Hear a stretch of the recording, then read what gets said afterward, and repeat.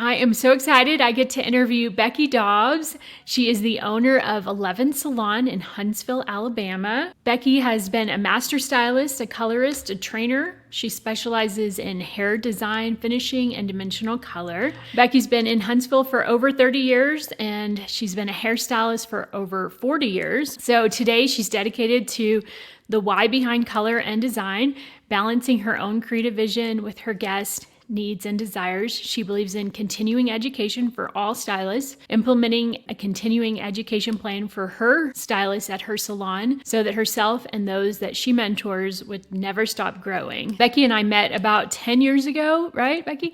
It was at a photo shoot workshop with Vivian McKinder. Becky was one of the hairstylists on the shoot, and I got to do the fashion styling and produce that shoot. And we've worked together on many other projects over the years since then. So tell us a little bit about how you got started in the beauty industry. We had mentioned earlier that you had some family members that were involved in the industry. Yes, I had two aunts that were hairdressers, and one of them was also married. Her husband was a hairdresser. They always were so kind. They always gave you lots of attention, the way a hairdresser would give attention to somebody, very complimentary. And they had like 4 salons. So it was one of those where I was like, I think I'd like to go to school. And I had a hairdresser when I was 12 that was my babysitter. Okay. And I never felt so important in my whole life. What she gave to me, the time, the kindness, the attention to how I looked. And I was just like, wow, she just made you feel so special. And so that's kind of how I got into the industry through my aunt and uncle. And then you were So, inspired by your babysitter too, who was also a hairdresser. yes. And my aunt and uncle were also into continuous education, and they would have hairdressers in for classes. And of course, I'd be the model. Of course, I was in beauty school and working, but she would always make sure I would go to the shows with them. So she would take care of my expenses there because she said, you have to continue with education all the time. I was pretty blessed with that. And so, did you work in their salon when you first got started, or tell me Well, about that? actually, they were trying to. I was like, do I want to work? And she was like, well, I think you should go apply with Redken and go to teach. And I think you'd really like that. You're single, you have the ability to do that. And of course, it was a big challenge for me to get right out of beauty school and interview with Redken to be an educator. But I did get the job. So Wow. 3 states later, I had 3 states to cover, and they made sure I was educated. We had all the training, and I was always in admiration of the hairdressers and the trainers that I got to work with and work at the shows. And it really gave me an insight to the other side versus just behind the chair. And then I ended up leaving and working for my aunt and uncle. And I worked for them and was supposed to take over the company. But I met somebody and moved down to Huntsville because I was Okay. in Minneapolis. That was in So, Minneapolis. Okay. so I moved down to Huntsville and started as a hairdresser. And of course, that was rebuilding your whole clientele. So I worked probably 12 years before I ended up opening a salon with 2 other partners. So So you started out in working with in a full service salon yourself. mhm, Okay. knew that eventually I would like to open a salon, had a baby, and after that decided, how you get together with your friends, and we decided to open a salon. Our husbands were very good sheetrock, tearing things down, helping rebuild. So they were really helpful in helping us to build it out. And we didn't have to try to go get a contractor or something like that. So that was really beneficial. And then the learning boy started from payroll to taxes to hiring to working behind the chair full time. It was another eye opening learning experience. I think it always is. You know, things change and you have to shift gears and it's different, you So know. Becky, you said that you started with a group of people. So you guys went in together? I didn't Mhm. realize that. I thought you actually were by yourself. In the very beginning in Okay. 1985, we Okay. opened the salon. There were three of us. And then in, I think, 92, they didn't really want to run a salon anymore. I wasn't sure I could do it by myself. So we ended up closing. And I was like, no, let's not close. But I wasn't confident enough that I thought I could do it all by myself. So then I went to work in a salon, went to a salon in Huntsville and worked. And I worked in two places and then decided to go open a salon. Okay. So And that's so then you started again. mm-hmm, Oh, mm-hmm. okay. Started again. And the salon I was at, I didn't realize he was going to close. So it was kind of like a challenge to me. So ended up growing it.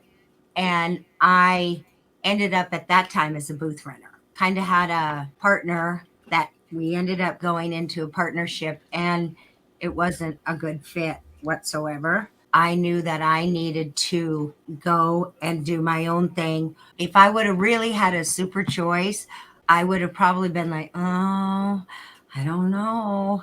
But I didn't feel like the people that were working for me, that staying there would be the best thing. So I just went ahead and had found a place and just opened up another salon. And that was 17 years ago. And Mhm. that's Elleven Salon today. Yes, that's 11 Okay. salon today. Yes. And we have great staff. I have associate program. We also can do apprenticeship in this state. And so I think education is what keeps you going. I think if you ever, you hear like I'm maybe kind of bored or I'm this, it's time for some more education. It's Yeah. time to challenge yourself and grow a little bit more. That's what has kept me in the industry in a sense. Not, I do love it. I love all aspects of it. But if I didn't have the continuous education and just the challenging yourself, I hear a lot of, oh, I can't do that. I'm like, oh, yes, you can. If they can do it, you can do it. Yeah, we can learn, right? It's Yes. like, And if you have the desire, I think your passion fuels your income. And I don't think money fuels a passion. yeah. So I really believe you have to have a passion and you need to challenge yourself. And it's okay to make mistakes and it's okay to move on. And yes, it's hard work. And yes, sometimes it's frustrating. I think that's just life itself with anything. But there is the freedom to not put any limitations on your career. You can grow and go, and there's so many different aspects of this career that you can choose something that really motivates you, you focus on. I love the fact that I don't have to wait for, I don't know, I guess I would say, well, maybe in 2025 they're going to okay raises or something like that. You can really choose to overextend and grow where you want to grow. And with your success always comes more responsibility to pass it on or help others. It's a really giving profession to me. Hmm. You really value the people you work with and you value the fact that they have the respect of working behind the chair all day. And it's never mundane.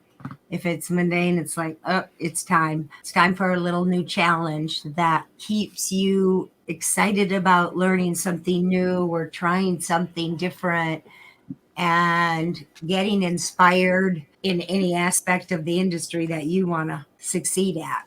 I still love it. That's awesome, Still Becky. love it. So, So you built an associates program really from the ground up. What mhm. would you say was your main like motivation and goal for that? To really instill education into the kids that are coming out of school in speaking or just consulting. I wish I could change the way that you get your license, that it has to be half school and half And working. have an associate's. Yeah. I wanted to attract graduates who wanted to keep learning and were really kind of thriving and passionate about the industry. And you have to give a part of your, not only your work time away, but your extra time to continue your education, to continue growing, because it's not all once you finish school, you're not done. You're just starting, to give them that chance to know why they're doing what they're doing. The extra training when we bring in other hairdressers, to be inspired and see that there's something bigger out there. Your desire to learn and you're passionate about it, you're going to care about the people. You're going to care about them, and you're going to care about the service and the quality that you give them. They feel that. But just to walk in and get a haircut, you can do that anywhere. But I think there's a lot of hairdressers that don't realize, or coming us, that they can.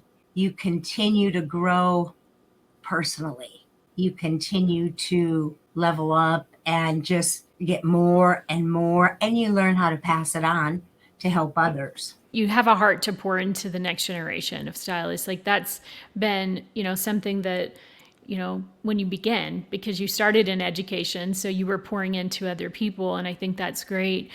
What would you say, like, what advice would you say to other salon owners who maybe want to build that apprenticeship program themselves? What would you recommend that they do to get started? I would recommend that they go to the schools. You can set up a time to go talk to the students, that you have a program, almost like creating a master's program, and that, yes, you have your license, you will be done, but to feel more skilled from communicating with the guests to understanding the color, the age group, the professionalism, I think is really important, and kind of to check out other salons for the kind of culture you would like to be in. Not necessarily going to a culture that is totally opposite of what you want to grow in your profession. Just getting out there and introducing, starting with one or two, and growing a culture of what they can associate with you and learn. Also have opportunity days that they can bring in. Social media has made a big difference than when I grew up. Yes, you still get referrals, but we had to go out and pass out our cards and such, Right. and talk. Now, we didn't have social media. Now you can show off your work. Now you can do all different kinds of and attract. So I think there is a difference with social media and without. Really, you can grow yourself with social media, but do you have the retention to reattract and to grow and put your social media out in the type of people that you would like, if it's color or if it's vivids or if it's just hair design. It's almost, to me, I would think, with social media, which is not my cup of tea, but just to see and get your work out there and grab their attention. Even though you can be great at that, you still have to be great behind the chair. It helps with that fear factor. So you have somebody that you can kind of mentor with. Almost, yeah, a mentor or apprentice or associate, whatever you call it. Some states can't do apprenticeships. Okay. You have to have a license. You have to finish school, as to where, like us in Alabama, or I think Georgia can. I think there's some where you can do the full school through a salon, but it's just a lot more hours. So you're saying that someone could come to your salon who's never even gone to hair school, and then Right. they can get trained. Mm-hmm. And It but takes you but you also take students from schools. school Yes. that graduate, and it's You kind of just like have to getting their check it. master's. Yep. Yeah. And Right. then we take them and grow them from there. I think there's a lot that they don't learn in school. Of course, You get put out, it's like cold sales in a sense. You Yeah. could never have done this and you got to go sell yourself. Well, I'm not sure how to do that. So there's a lot that you can instill in them and inspire and give them some, different ideas, different ways to better themselves, even how to do the best pictures, how to edit. A lot that first year, but I think if you can be willing to absorb it, a lot of times you're more fearful for what you don't know. I mean, I don't know, so I'll back away versus, working with your mentor and this scares the heck out of me. Okay, well, let's get a man, let's do it. Well, how can we do this and break it down and almost make it a workable project instead of, okay, this is what you get right now. And okay, it's helping them take those baby steps to what they need to do, and they have a lot they need to do themselves that's above and beyond even like working with you. Yeah. So it's, and they also see what it's like to be really busy, double booked, they're hands on, you get them, they kind of get into a comfort of, I'm not so scared, I think I can do this, or I'm not a deer with in the headlights. You know what? Okay, I'm gonna do what? So what I do is like start them out with associate. They have an opportunity day. As that opportunity fills, they get another one, and then they get another one. Rather than saying, "Okay, your program is up, you're hitting the floor." It's a way to grow that and set goals to get one day. Let's get 2 days. Let's get 3 days, and work with them on the retention. And so yeah, I mean, I wish I would have had that. I do. I think being with somebody that you're asking questions and seeing, and it's a see do, and usually we are more visual to see it and then know And why yeah. is or breaking something down, like, how can I do this, asking how can I do this versus I can't do this. Right. What You would you say, Becky, is the biggest benefit to someone as an owner or maybe a trainer to get to train someone? What would you say is the biggest reward or benefit for them, or well, even the salon owner? as a salon owner, I would say I get to grow my culture, I get to grow people. And as a trainer, it would be creating that training program where you are kind of going to be like your mentor most of the time. Just the proudness of being proud to see somebody grow to six figures. And it's amazing. It's like, wow, and even if And you get to be a part of that, right? you Like get to be a you are part of that. yeah. And you continually grow and hope that they will work towards wanting to be a trainer. Not Yeah. everybody does. We started here switching our associates to different hairdressers so that they can get different, they see different ways or different visions or learning different, maybe toning effects or something from somebody versus somebody else. So you get a good rounding of everything. That's great. So, you That's know, great. so far that's worked pretty good. When you started in the industry, you started with being partners with others, being other having other owners, and then you ended up starting Elleven Salon by yourself, and then you ended up later raising up team members and having partners again, right? That's Mhm. something that recently. Tell us how, maybe for those that have been solo owners and that's hard to move into that. How did you know? How did you pick your team? How did you know it was time? And what kind of qualities like were you looking for as well in those people? Honestly, one of my shareholders was at the front desk, started with me at the front desk, and she was awesome people skills.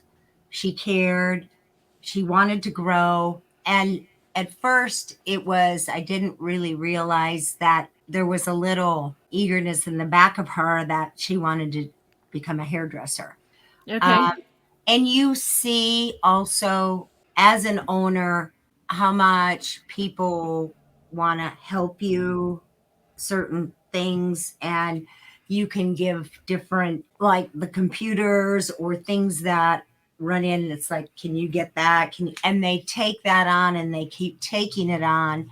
Or they may really enjoy the aspects of running the salon or taking not only like with training, but also leading people, inspiring them. And they are really dedicated to the industry. And it's better to share, to me, than be, as when I grew up, it was like, well, I think we should open our own. We have no clue what we're doing. Yeah. We have nothing, as to where having a shareholder, where you have shareholders and they do stuff and you do, and it's like you bring it in together. It's a great way to learn how to communicate. Yeah. And you have to feel trust. I thought I trusted a couple times a long time ago, but I really should have followed my gut, Yeah. but I didn't. And it's also a way for salon owners to exit. But a process of exiting It's so a that you're not, process of yeah, exiting. Yes. whether you want to retire or work less, things Yeah. like that. It's like Yeah. the idea of going through that process instead Yes. of just selling it all together, right? Right. And then just, yeah, because most of the time, unless somebody wants to buy second or third location, usually selling involves you continuing to work there because you're part of that. But this is a way to be able to pass on things that I've done that I can now show them. And it's a Yeah. way of, instead of jumping off the mountain, Yeah. you're falling down it and learning as you do that. And just being able to just have somebody like a mentorship almost, in a sense, but you know that they really care and you can feel that trust. And just having things up front, you're not afraid to talk to them or share things. Or I think that it is a really unique way, if you've got the right connection, to be able to work your way into ownership, if that's what you would like.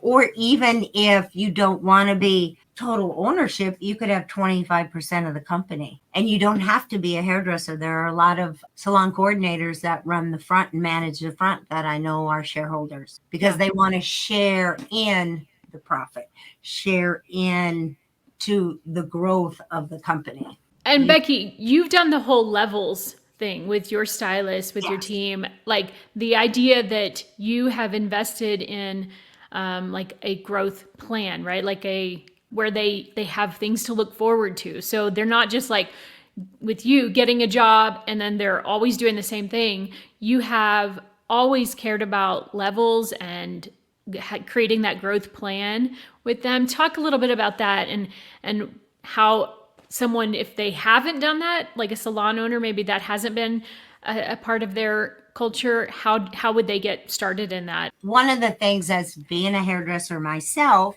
there are different people that are going to grow different ways. And if I, as a hairdresser, want to get into the industry, go to school, associate, and I want to grow, I could either grow fast. What am I willing to give to grow fast?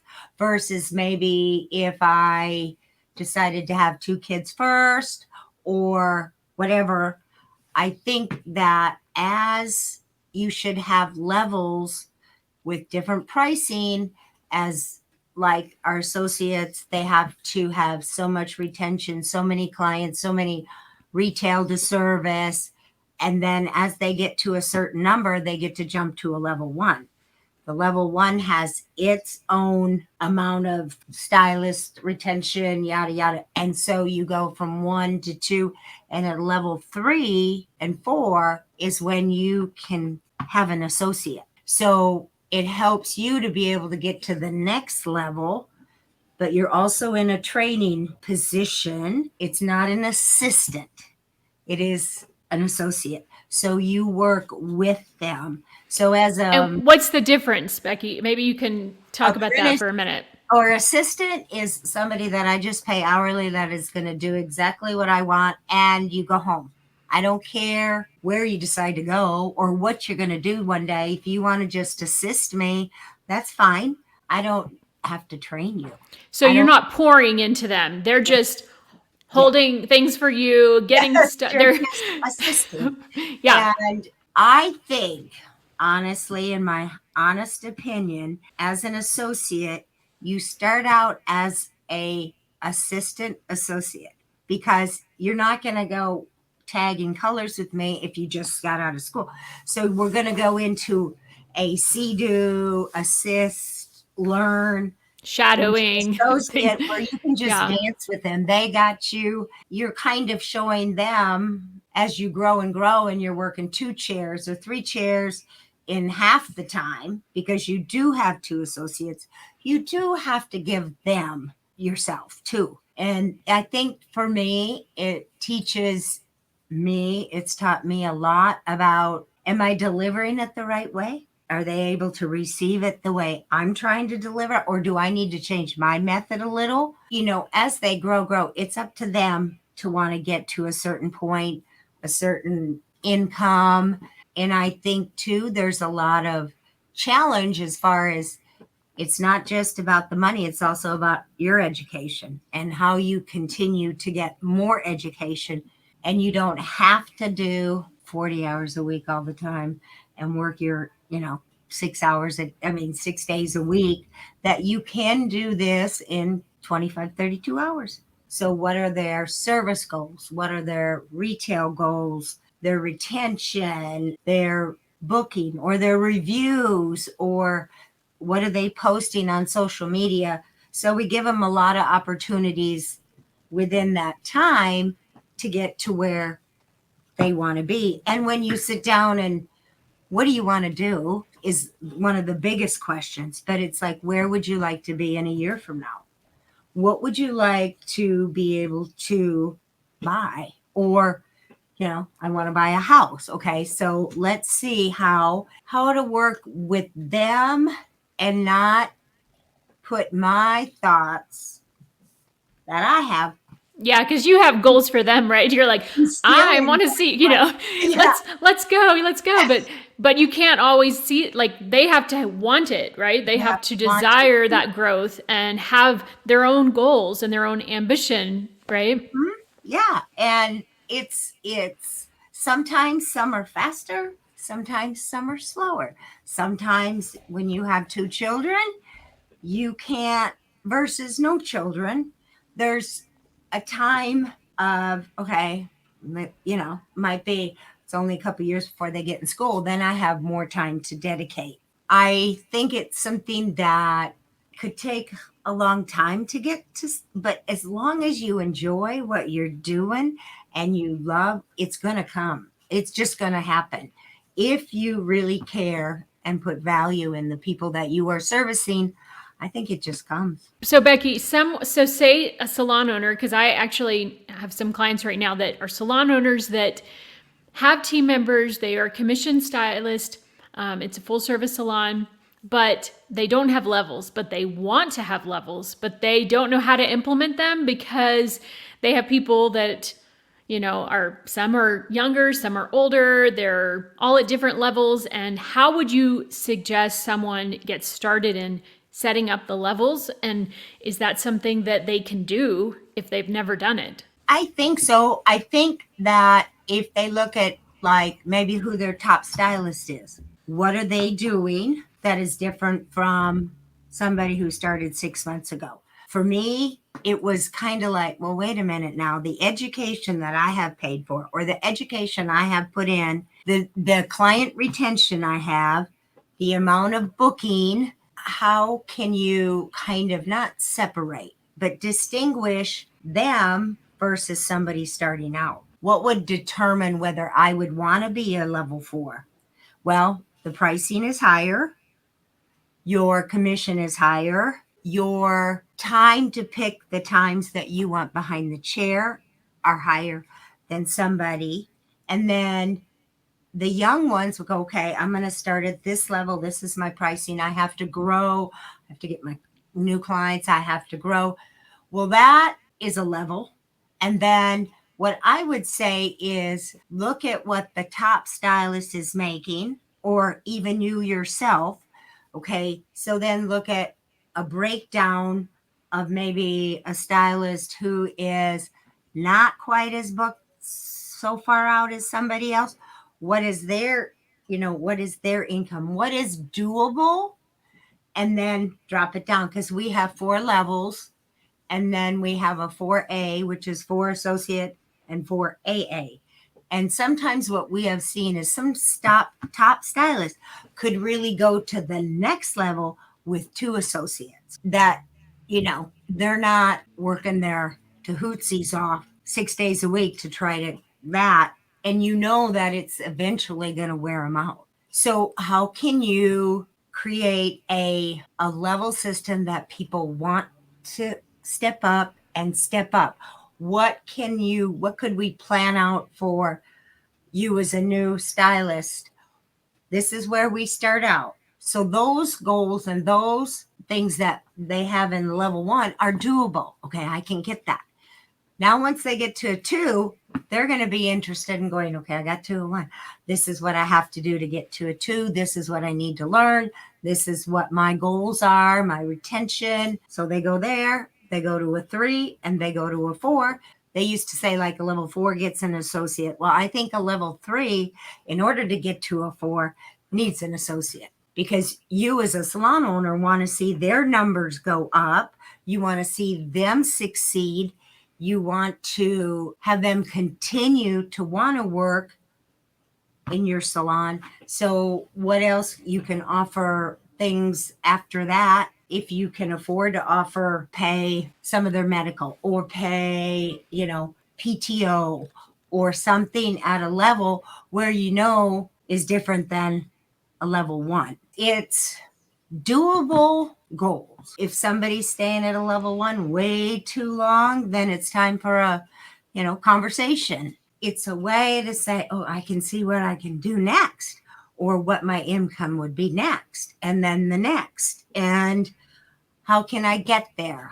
What do I need to do to be able to attract a clientele that I would like? How am I doing with my advertising or social media? Or sometimes it's even, offering complimentary to somebody so you're constantly looking for ways to prescribe things for your guests or your referrals. Every new referral, that client benefits who they refer, and being able to really track that. Because as a hairdresser or as a client, if I go into a clothing store and then I get a thank you card, that's like, wow, what personal things that you can do and continue to do. So Right. It's consistent and wanting to create a culture that supports each other, works as a team. That's part of having a team. Everybody participates in teamwork. And I have been in booth readiness for some people. They like that. I prefer working with a lot of people. I like that. So I think it's just taking your numbers, I guess I would say, on your top, and what is possible there. How do you keep the top level stylist motivated? You get to the top of here, but then you also have to create a path for where they could go. As far as, do you want to train? Do you want to become a shareholder? Do you want to go, and as for us, the salon pays for education for them to go outside of the salon. So you're saying that the growth never stops. It just keeps going. Right. So then they are motivated to stay with you. They're not like I have to go. So you're saying that that's one of the benefits too, that maybe they become another shareholder and you have that conversation, a second location, and they take that second location. So even if you have those top performing team members, there's always some level of growth that you can offer them to stay motivated to stay with you, is what you're saying. Yeah. Yeah, that's good. Awesome. Okay, so Becky, what advice would you like to give to other salon owners in our industry? Like what what would you say is the biggest thing that you've learned? I would have to say to value your people. Put value in your people, create a culture that they want to be a part of. So create a culture as a whole, create a team. And not everybody wants to do everything. So it's like respecting other people for what they want to grow in, say, spa versus hair, and being okay with this is the culture I want to create, because we all have an idea when we open a salon. What kind of culture do we want? What do we like? And if you have team players that are not your culture, it's okay. It's all right, because the struggle of keeping somebody that is just not into that culture or that teamwork it's disheartening, but it's also pretty stressful, because there's nothing you can really do. And getting, them to be, I guess I would say, how can we work as a team? What do we need to do? Create a code of honor. People, like I said, you really have to care in this industry. There is a lot of caring that goes on. And I think that to care for a team member or to care, that's what is the glue that keeps them together. And I think that, what do you want your group? What do you want to do? Where do you want to go? And a lot of owners are not hairdressers at all. And I think that's kind of cool, because you got a different way of looking, but you've got to put yourself in somebody else's shoes sometimes. Being open and taking a chance. Yeah. Taking that chance. And there are chances, and not everybody's going to stay with you. Not everybody's going to want, to stay with you. But I think that's where keeping your communication level open. And I think a lot of times, And so you're saying if somebody has team members too that are not cooperating, let them go and be okay with that, and don't try to hold on to the team member who's probably going to cause that bad environment. Yeah. In the end. And just having open conversations with, this isn't, and it doesn't mean that there's anything wrong with them or you because you couldn't get them to sign up. Yeah. It's just not a good fit. That's all it is. It's not a good fit. And it's okay not to have a good fit, because you also don't want that person to ruin the rest of your staff either. So it's worth it to let them go. It's better off in the end. Sometimes it's hard, but it's worth it to let them go, because being a salon, it's a lot of work. It's a lot of work. So enjoy where you're coming every day. Enjoy helping people grow, and then giving them opportunities, become leaders or managers or team leaders, passing it on to them. And, if you have spa salon, you have different managers in different areas, and being able to grow each other as well, and to accept that, oh, I need to work on this. My vocabulary isn't so well, but it's helping each other all the time. So that's great. Those that don't fit usually don't want to have anything to do with anybody. And are they willing to get uncomfortable? Right. I mean, because that's part of growth. If we want to grow, we have to get uncomfortable. Right. Right. Otherwise, you don't grow. So, right. Absolutely. Becky, the final question I want to ask is, okay, if you could pick one of your favorite mentors in the industry to spend the entire day with, from, the beauty industry, it could be someone, I don't know, it could anywhere in the world, or who would that be, and why would you choose them? There's a couple I would choose. Bless her heart, Vivian. I mean, she'd be worn out at the end of the day. Totally worn out. But just the breaking down things into the whys and what happens, and then how you could take that and go off of that as inspiration, and the different things, like the way she can cut, the way she can design, and just finding where she sees inspiration. Well, how'd you see that in that? how do you, it's inspiring to me. And I love just to get down, and set up my own challenges. And not that I'm going to be her or anything like that, but just to have, I think I could break this down and do this with that. And I think sometimes once you know the rules, now it's time to break them and go backwards. That sounds like Vivian. I think I've heard her say that a few times. Once I got the rules, now I can break them because I can Yeah. understand. It's just like in hair color. Once you know the chemistry, now you can start breaking them. But that's kind of what I think has been the most fun, is to go in and, you always follow the rules. If you don't have rules, people make up their own. But once you know the why behind it, then Yeah. there's the, well, why can't I? Yeah. Then you can start being creative with Yes. it. Yes. Yeah. But you And just have to know, it's like you have to know the foundation, the structure, all of the things that matter, but then you are able to be creative and put your mhm, own yeah, design on right. it. And be able Yeah. to say why I'm doing it this way. Yeah. Because once you That's know awesome. that, then you can explain it. If you don't know why, then you're just going off and having a good time. And I don't know why. Yeah.